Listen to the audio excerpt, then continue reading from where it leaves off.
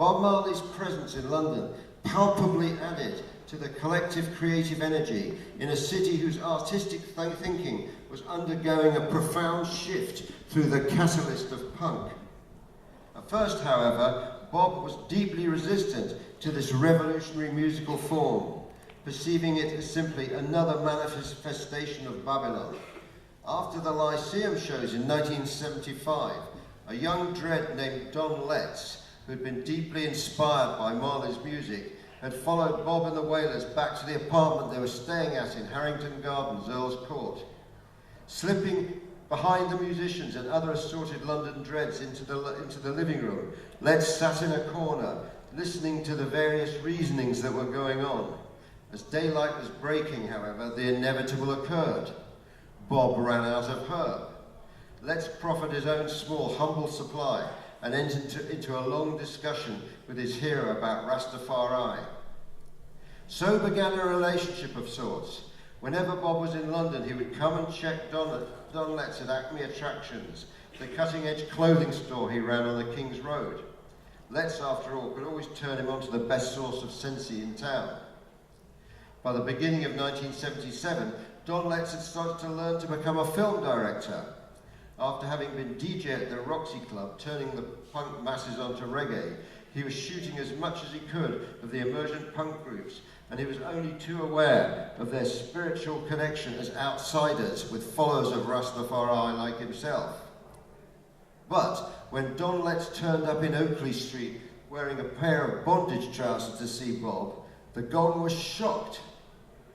"What do you want to look like all them nasty punk people fair?" he demanded, puzzled.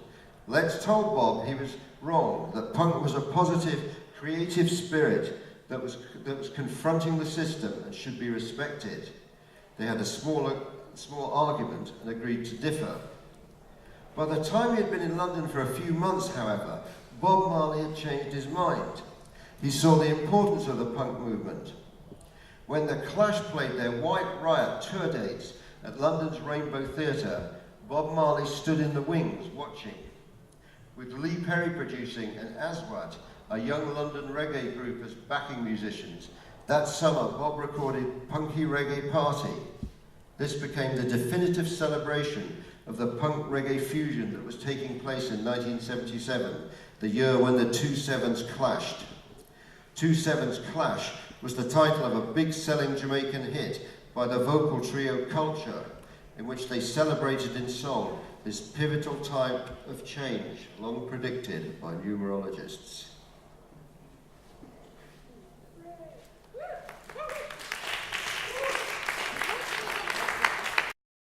Mr. Chris Salewicz, chronicler of all things popular culture. Tell us, what do you reckon on the day today then? It's lovely, it's a lovely occasion. I didn't know what to expect coming here, but the vibe is fabulous, and it doesn't seem like anyone has aged whatsoever. Yeah, totally. I mean, it's been quite amazing really, the sort of response from people locally. I thought it was really good that we could try and get that intergenerational thing going as well. In terms of a lot of the young people who don't really know the fact. Right, and always good. Yes. What's gone on around here. Yes. There's a lot of kids around here local who don't really know the history. But that's also what I like about this audience, that there's lots of kids here. You know? Yeah, perfect.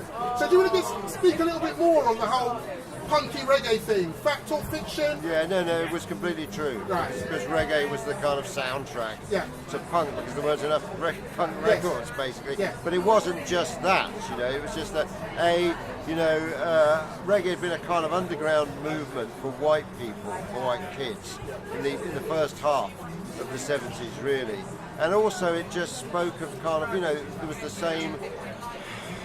same sense of being outcasts, for punks as there was for kind of Rastafari. It kind of worked. It interrelated definitely. And even though punk records might have sounded different, the unconscious of it, there was always that reggae beat and rhythm, that would always lay there as kind of like the backstory.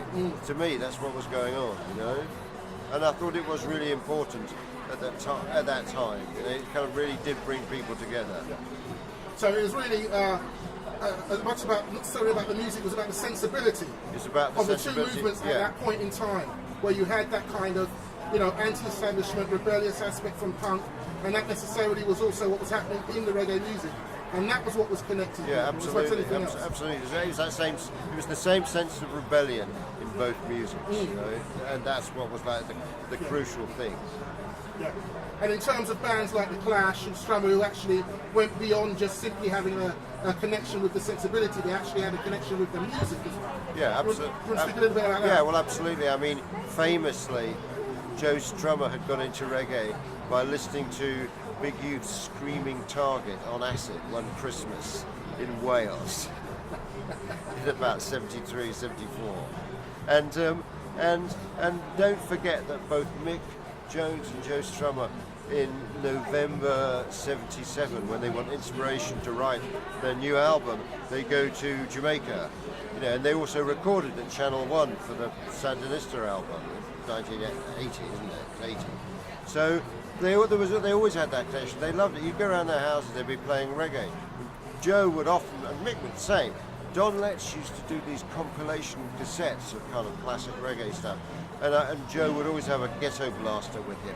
And I remember once, you know, Joe, something fantastic sounds are coming out of this ghetto blaster that he's hefting around with him. I say, what's that? What's that tune, Jason? Oh, I don't know. It's one of those tapes Don made up.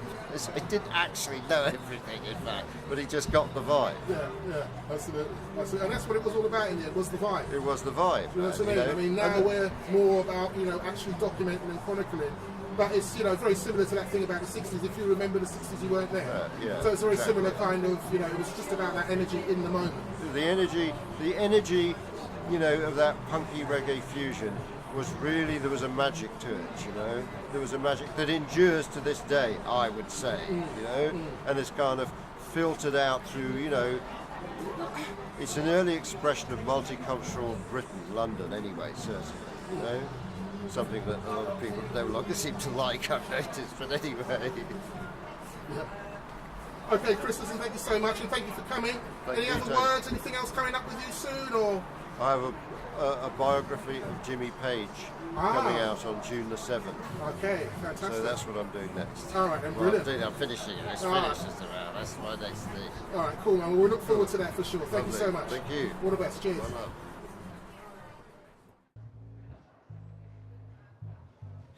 you can be as black as a crow. You can be as white as snow.